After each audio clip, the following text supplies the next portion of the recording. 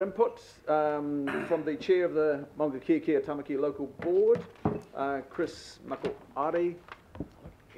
Welcome, Chris. And you'll be speaking to item 18, isn't it, Chris? Yes. Kia ora tātou. Ko Chris Makoari ahau. Thanks for the opportunity. Thanks, acknowledge Mr. Chair and the Mayor. Thanks for the opportunity to speak on the topic of the Tamaki open space rezoning of land in Tamaki. We've brought this to committee before and it got pushed back to local board to do engagement.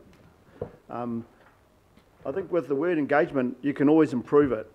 So no matter how much engagement you've done, it can always be done better. No matter who's done it, it'll always be done better. So we've done engagement, we've got feedback. We thought we held the community's view in this topic of rezoning public reserve land into housing and rezoning housing land into open space for our reserves. In the development of Auckland, all over Auckland, we have an opportunity where Housing New Zealand is developing close to our reserves to open up those reserves to make them more safer and more accessible to the whole of communities. And this is what this item is doing. We will create a gem in the heart of Glen Innes, which is on Maybury Reserve, which will be bordering Taniwha Street, which will open up that reserve and create a space that we've never seen before, and improve a space that has been highly talked about as being unsafe. That's what we've done, and hopefully, as you will get to that item, that you'll see that we've done due diligence and we've taken it through to the next stage. And there will always be another stage, and that is where public can come back in and consult on every individual rezoning of land. I didn't have, my whole board didn't come to support us today because this is to us as we've done what you asked us to do. We've got positive feedback. There are some negative feedback that we've got, and we'll take that as we go forward. We know there are areas within the Maungakiekie Tamaki area that do have not enough open space, and we will most probably go against some of the recommendations in our open space network plan, but when we get to that, we'll get to that. But for this one, we're fully supportive of the rezoning of this land and taking it to the next level. Kia ora. Fantastic, Chris, and thanks for the work that you've done with your community to garner their support or otherwise through the engagement process. And as evidenced by the report, there's between, I think it's something like 66 and 80% support for the various parcels. So I acknowledge your board in working with Panuku on that. Thank you. Thank you, Mr. Chair. Questions, members? Thank you. You were very clear, Chris. Thank you. So actually, Mr. Chair. A question from Councillor Cooper. You just signalled there was a foreshadowed amendment by one of the previous speakers from Councillor Bartley, and I don't know what that is. It's in the agenda. But sorry, I haven't. It's I just wonder, do you support the amendment? That's what I want to understand. Yes. I don't want to have a raru between. It's for a different item. It's for a different item. So this relates to item 18. And the amendment from Councillor Bartley, which I've just seen, relates to item 8. Okay, so it wasn't clear earlier. Thank you. Do you want me to say something on that item? Chris, you're most welcome to. So you've addressed item 18. If you briefly want to address item 8. Yes. So this is to do with our community centre and our library. I'll just say for a long time, Pamua has had an underspend in that community centre. In the community facilities. We didn't want to not have the option to rebuild a new venue for us, but we wanted to be in control of that opportunity. So I think that the amendment that Councillor Bartley is putting forward is putting that back in the space. In the original document, it was stated that the library was up for sale, and they may have had the best intention for that, but the reality is that if we do build one, we want to be in control of that, and we want to control where that's built. And the original space might be the best place for it, but it needs to be, the resolution didn't state that in the original, it just said that it was going to sell and something was going to be built. It didn't say where it was going to be built. It didn't say what input was going to come from local board or for community. But we feel our facilities are tied and they need a revamp. And why wouldn't you do it if everything else in Pamir was going to go through that process? So all we wanted to do is ensure that, one, we are in control of what is being built in our community. And when I say we are in control, that is the local board and the community. Chris? Thank you, Chris. Deputy Mayor. Chris, thanks very much. It's great to see you again, and thank you for that work you're doing in that community. Because you're right, those buildings are quite tight. So I've been to a couple of your Have Your Say events in those facilities. So there's different sites and there's a lot of property in and around there that's could potentially have with the master planning be changed quite a bit. I'd just like to draw your attention to the potential roading layout that's been proposed. Has there been much consultation or feedback on that? There's a lot of roading layout changes that are happening in thing, which is you're going into a whole lot of other different things. You can open up a can of worms right here if you really wanted to. Like I said, we'll continue to do community engagement, and we'll never have done a good job, but we'll continue to improve what we're doing and how we're getting community feedback. There will be, I call this my peacekeeping hat. It's not I'm not going to battle. I'm always going to find a solution that everyone will win, and we'll continue to get unhappy people in the community that don't agree with what's could come. But the reality is that we would have done the best we can to get the feedback that we need to get, and then we will stand by a decision. And in some cases, we could stand by the community and say, hey, we don't agree with this either. But the process is taking place. Yes. The tracks are turning. Yeah. Yes. Great. Thanks, Chris. Thank you. No further questions. Councillor Bartley, would you like to move a motion of acknowledgement of Chris? Thank you, Mr. Chair. Yes, I would like to move the acknowledgement and also to thank the local board for carrying out the Open Space Network Plan consultation as was originally promised to the community when I was the chair. So I acknowledge Chris and the local board for doing that work. Thank you. Thank you. Do I have a second, please? Councillor Fletcher. Thank you, Chris. All those in favour say aye. Aye. Aye. Contrary, no. And we declare that carried. Thank you, Now Mr. Chair. welcome Chair Pippa Coombe from the Waitemata Local Board to address item 9, the City Centre Master Plan 2040.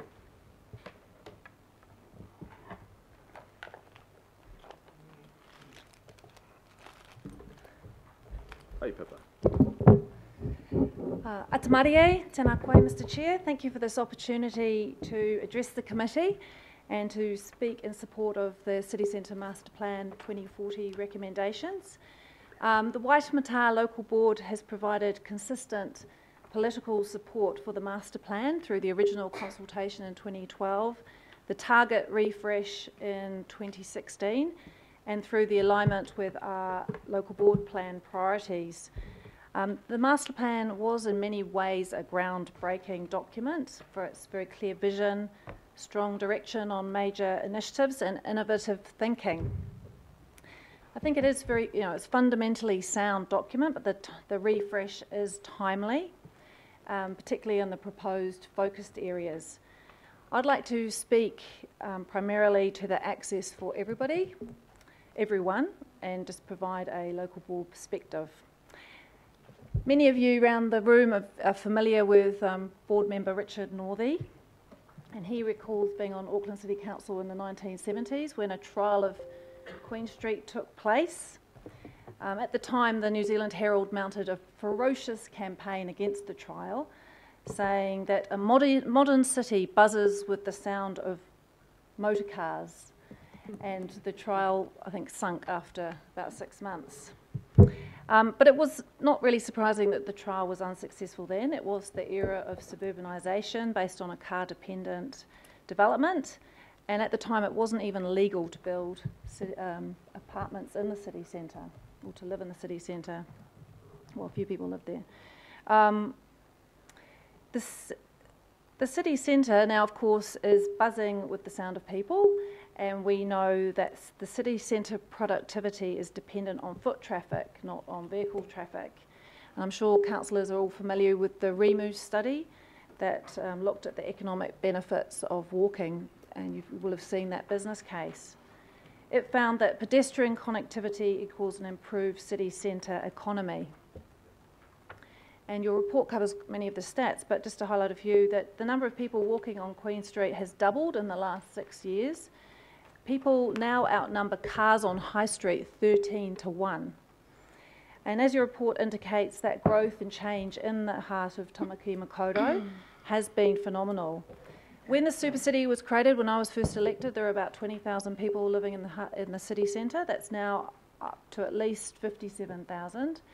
And there are 118,000 jobs, up from about 78,000 in 2000.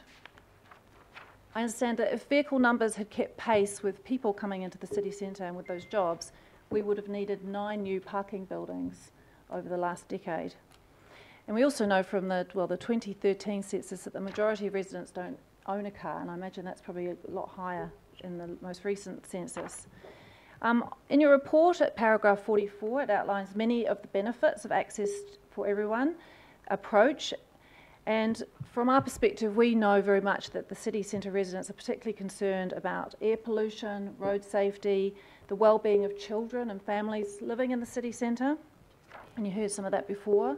The refresh as proposed will deliver on many of the local board priorities, including our accessibility action plan, our child-friendly city commitment, our low-carbon plan, as well as the many Auckland Council strategies, including your recent commitment to being an age-friendly city. I'd also highlight that as the benefits of reallocating space and prioritising vehicles will actually benefit drivers as well. As part of the refresh, we would really urge you to support trials and temporary installations to demonstrate the city we would like to become. For example, just a simple bollard on High Street, that goes up once the deliveries have been completed would transform the pedestrian experience overnight. And as we say in our local board plan, which I'm sure you've all read, it's a very good document, we support pilot projects and quick, low-cost interventions to promote long-term improvements to our streets. Just also to note that we have supported a concept for a Grafton Gully Boulevard concept back in 2014, and this more recently has become a priority through the Parnell plan that we've developed. And just to note that Parnell plan is mentioned in your report, but it's not actually finalised yet. We've been going through a community-led empowerment process to develop a Parnell master plan, and it will be finalised it's going to our board meeting in December. So we are very keen to see the area of Stanley Street and the Strand to be included in the refresh. Now, I'm sure when you do get to the debate part of your report, unfortunately I can't stay for that as I need to go and chair a local board workshop, you're going to hear a lot about the need to be courageous and brave to support the access for everyone. In fact, I would suggest it was actually the politicians of the 70s who were at the forefront of prioritising vehicles overseas who were the brave ones. They led the way. One mayor in the Netherlands famously even received a death threat. So I think what you have before you is very solid data to show that it's necessary, and we know the experience from other cities that it works. What you're being asked to support is the logical outcome of the way the city is growing and the demand for mobility choice, as we've seen with the arrival of the e-scooters being embraced for short trips. And I'm sure you're also aware that it's estimated that once the CRL does open and we have light rail operational, that we're going to have 370% more capacity for public transport trips into the city centre. So I think you're just really responding to all of these changes. I do acknowledge the founders who were instrumental in putting in place the conditions for access for everyone to now be possible. We probably wouldn't even be having this conversation if, like Councillor Fletcher, hadn't led the way in saving Britomart. If Councillor Lee, he tells me he's at the Great Barrier local board meeting, and that's why he's not here today. If he hadn't really championed rail electrification and new stations. Even the new motorway builders have played a role in that they have provided the detours around the city that now mean we can make this fundamental change and put in place access for everyone. I know as politicians we all need to be mindful of the headlines and the letters in the Herald, even with all the competing sources of news.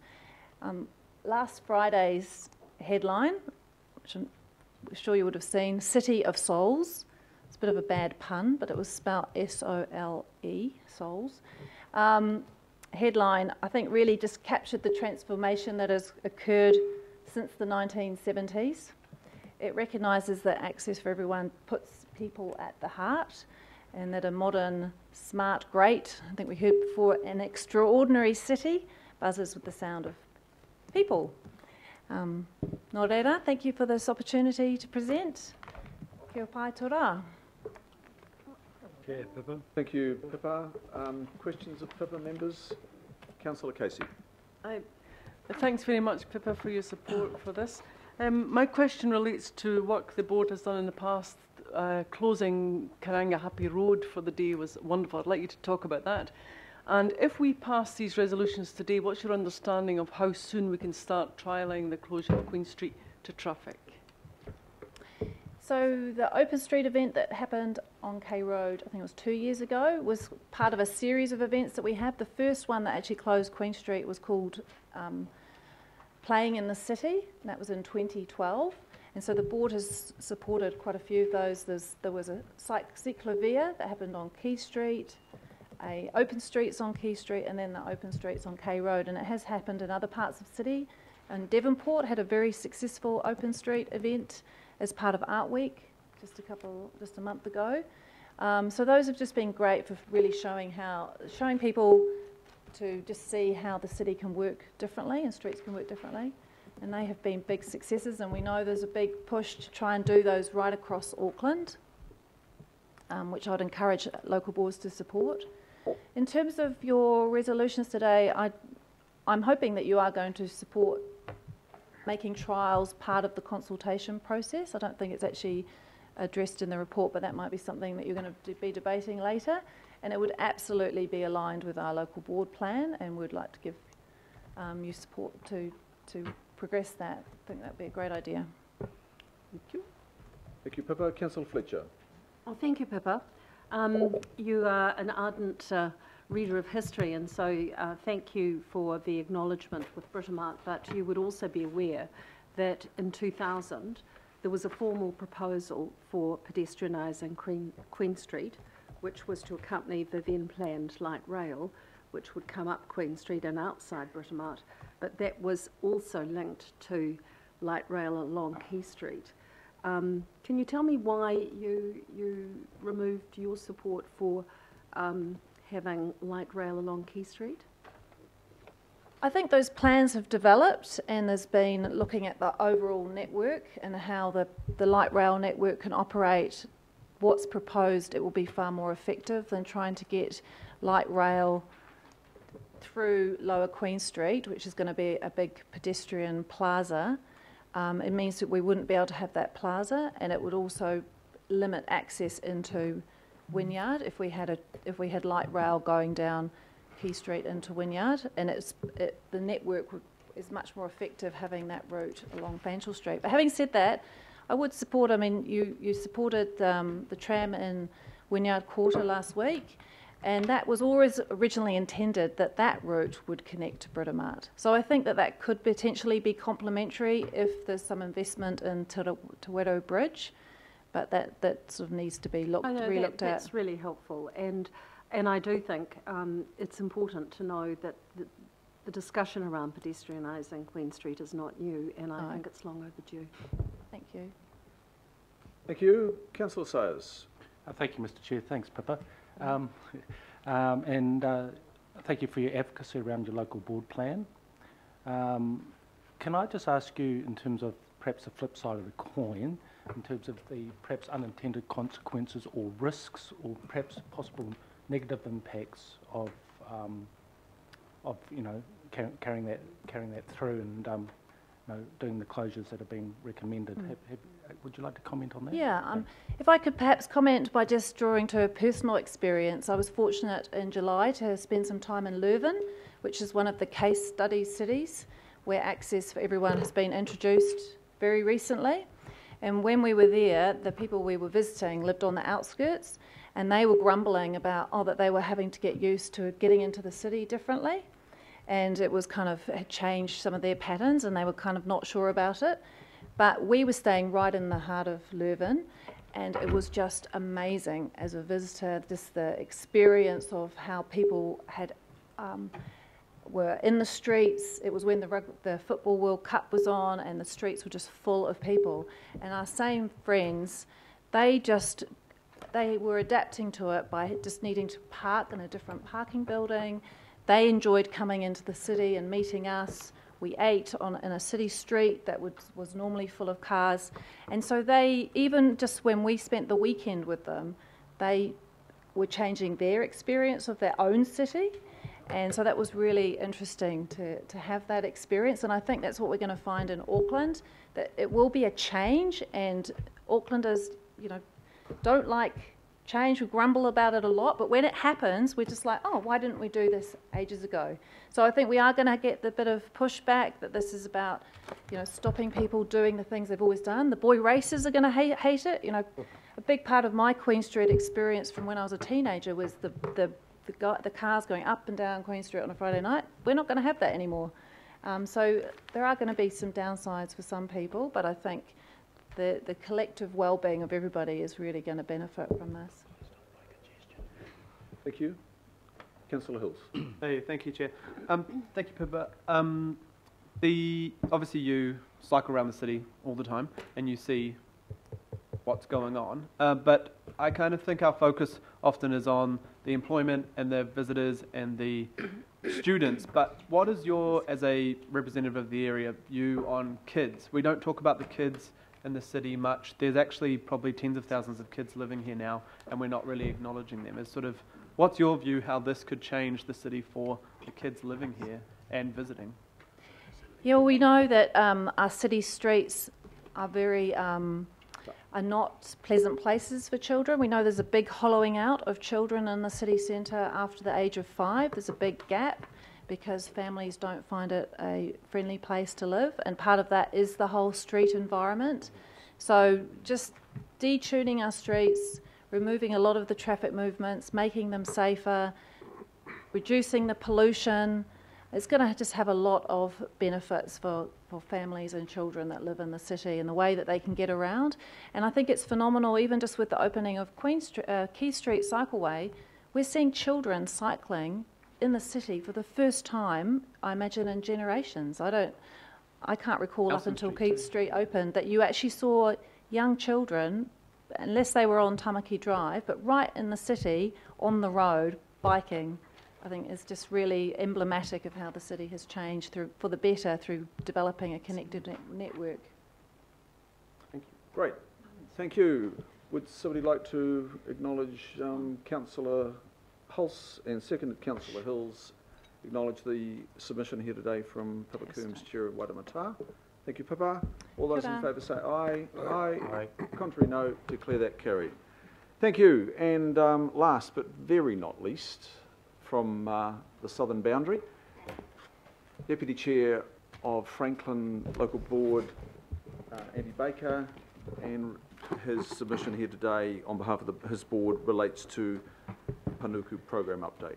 Andy. Thank you, Mr. Chair, and fraternal greetings from the Franklin Local Board, who are deep in a business meeting, probably up to one of our standing items, which is new road naming. Which is something that we do every single meeting now. And so this must be important because I think it's my third business meeting I've missed since 2010, so they've sent me along. I just want to acknowledge too, it's been really interesting listening to the speakers previously, and I think Patrick's first answer to your question, Richard, and I thought was how fast we go and the pace, I think, was really quite outstanding and almost inspirational. And also to Josephine, your comments about it's not just about the city centre, and member Hanare's comments too about how we get that balance right, I guess, which is the challenge that we face. Way back prior to 2010, the WISE and thoughtful Des Morrison, who was a colleague here in that first term, was part of the Franklin District Council that undertook the purchase of a significant chunk of the CBD, if we can call it that, in Pukekohe. And that was to enable in the future the council to take a lead role in how Pukekohe develops and almost a transformation of our little town.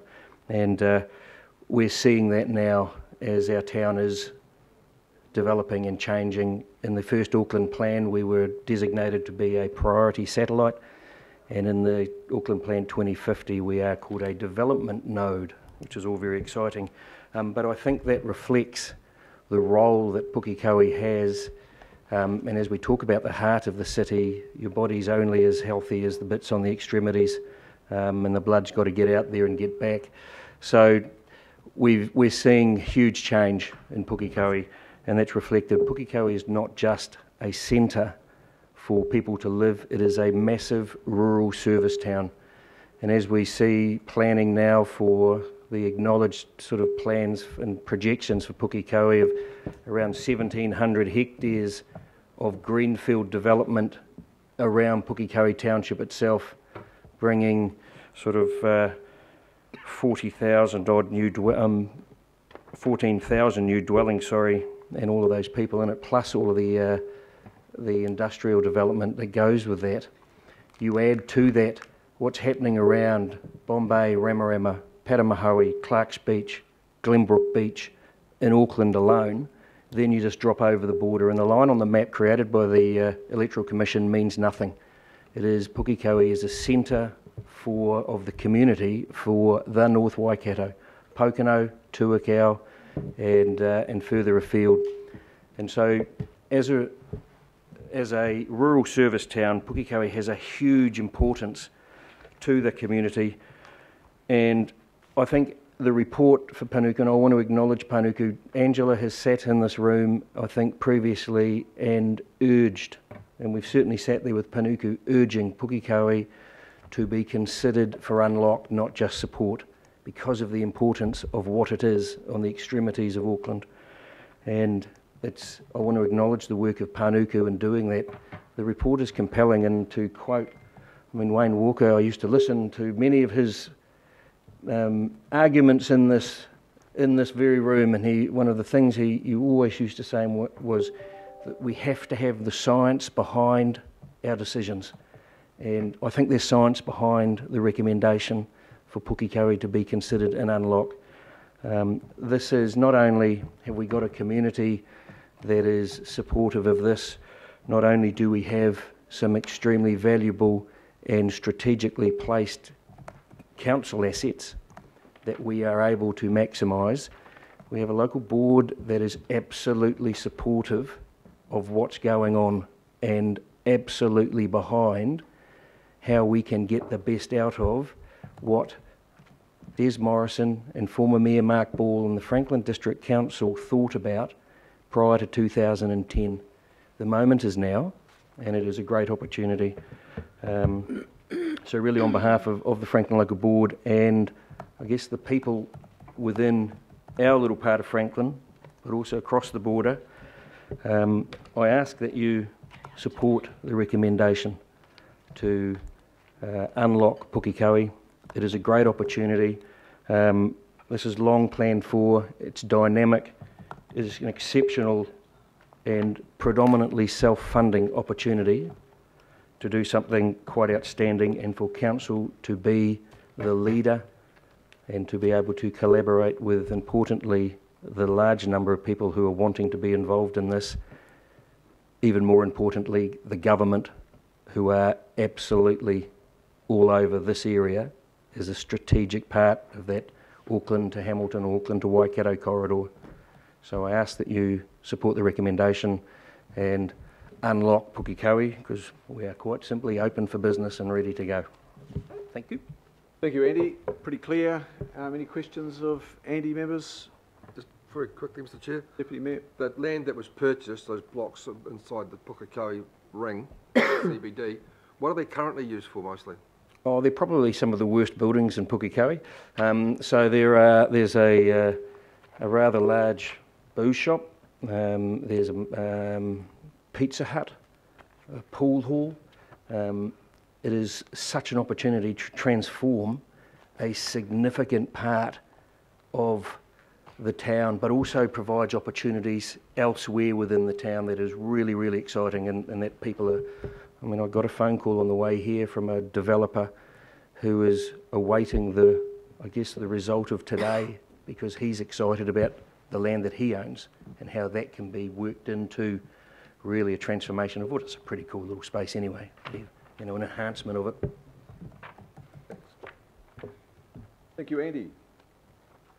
Deputy Mayor, would you like to move acknowledgement? Thank I've you. got one more. One late one. Councillor Sayers, Yeah, please. thanks. Just to pick up on your answer there, Andy, that those buildings that you just mentioned there, are they in private ownership, the land? Are they, no, I take it they're not on public land, they're in private. No, they're public land, they're public buildings, so they are owned and rented by Panuku. Very good. Thank you. Thank you for clarifying that. Thank you. Moved by Deputy Mayor. A motion of receipt and acknowledgement. Do I have a second? Councillor Sayers, thank you. All those in favour say aye. Aye. Contrary, no. Declare that carried. Thank you, Andy. Thank you. That concludes item 6, local board input. We go to item 7, extraordinary items. Members haven't raised anything there, so we'll go to item 8,